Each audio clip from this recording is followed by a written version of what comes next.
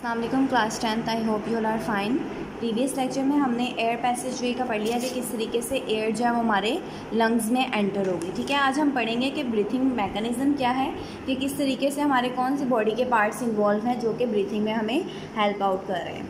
The physical movement associated with the gaseous exchange are called breathing. वो कह रहे हैं जो फिज़िकल मूवमेंट है, हमारी बॉडी की जो मूवमेंट है वो जो गैशियस एक्सचेंज में इन्वॉल्व है, इंक्लूडेड है, उनको वो ब्रीथिंग कहलाती है। There are two phases of breathing, inhalation and exhalation. ठीक है, दो प्रोसेस हैं। इनहेलेशन में आप जो है वो ऑक्सीजन को इनहेल करें और एक्सहेलेशन में आप ऑक्सीजन को जो है वो एक्सहेल कर रहे हैं, कार्बन डाइऑक्साइड को, सॉरी ऑक्सीजन को नहीं, कार्बन डाइऑक्साइड को।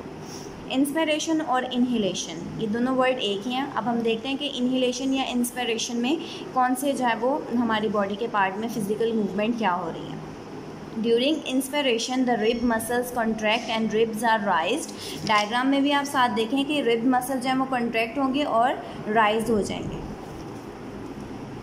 Eight the same time the dome shape diaphragm contract and it's lower. ठीक है, अब ये जो आपका डायाफ्राम है ये जो है वो लोअर हो जाएगा। जो रिब्स हैं वो कॉन्ट्रैक्ट होकर राइज हो जाएंगे और डायाफ्राम जो है कॉन्ट्रैक्ट होकर लोअर हो जाएगा। These movement increase the area of thoracic cavity which reduces the pressure on the lungs। जब वो जो है डायफ्राम लोअर होगा तो उससे क्या होगा कि जो एरिया वहाँ पे जो होगा वो thoracic cavity का इंक्रीज़ हो जाएगा और जो है उससे क्या होगा कि लंग्स के ऊपर जो है प्रेशर जो है वो कम हो जाएगा। As a result the lungs expand and the air pressure within them also decreases. वो कहने के लंग्स जब एरिया ज़्यादा हो गया तो लंग्स भी एक्सपैंड हो जाएंगे और उसके अंदर जो प्रेशर है वो कम हो जाएगा। The air from outside rushes into the lungs to equalise the pressure on both side.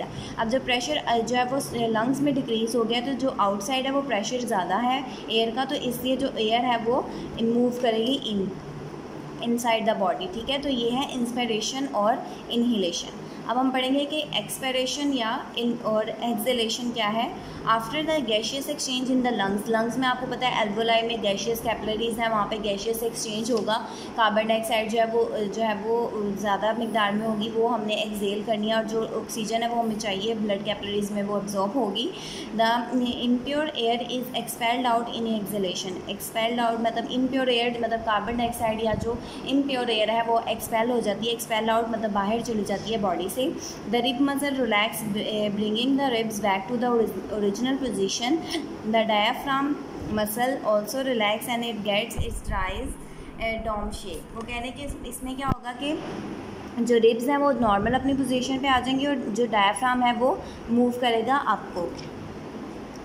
This reduces the space in the chest cavity and increases the pressure on the lungs. अब यहाँ पे वहाँ पे relax हुए थे lungs, यहाँ पे वहाँ पे इनकी स्पेस जो है वो कम हो गई है और इसलिए लंग्स के ऊपर अब प्रेशर ज़्यादा है। The lungs contract and the air is expelled out of them. और इस तरह क्या होगा कि जब प्रेशर जो है वो अंदर इंक्रीज़ हो जाएगा, बाहर कम होगा, तो जो एयर है वो बाहर की तरफ मूव करेगी।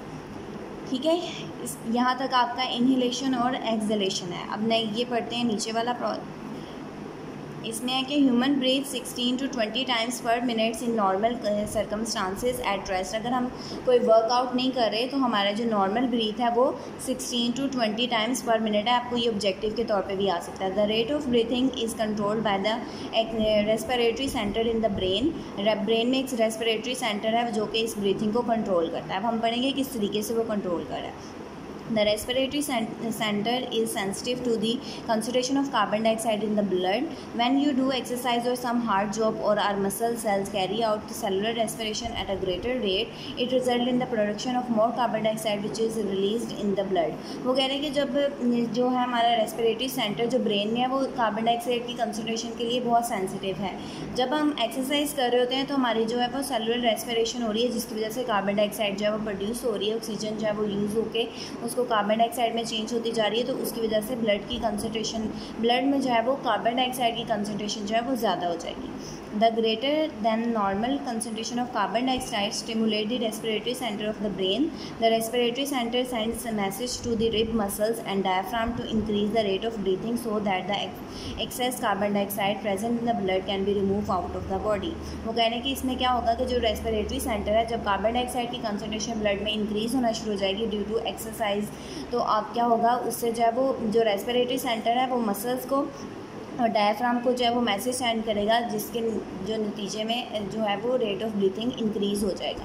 तो उससे क्या होगा, फिर कार्बन डाइऑक्साइड जो ज़्यादा मकदार में है वो एक्सेल होती जाएगी। ड्यूरिंग एक्सरसाइज और the other hard physical works the breathing rate में increase up to 30 to 40 times per minute, जो कि 16 to 20 टाइम्स था। जब आप एक्सरसाइज करते हैं तो वो आपका हो जाता है 30 to 40 टाइम्स पर मिनट। ठीक है, इसको आपने अच्छे तरीके से याद करना है, साथ साथ अपना काम याद करते जाएं।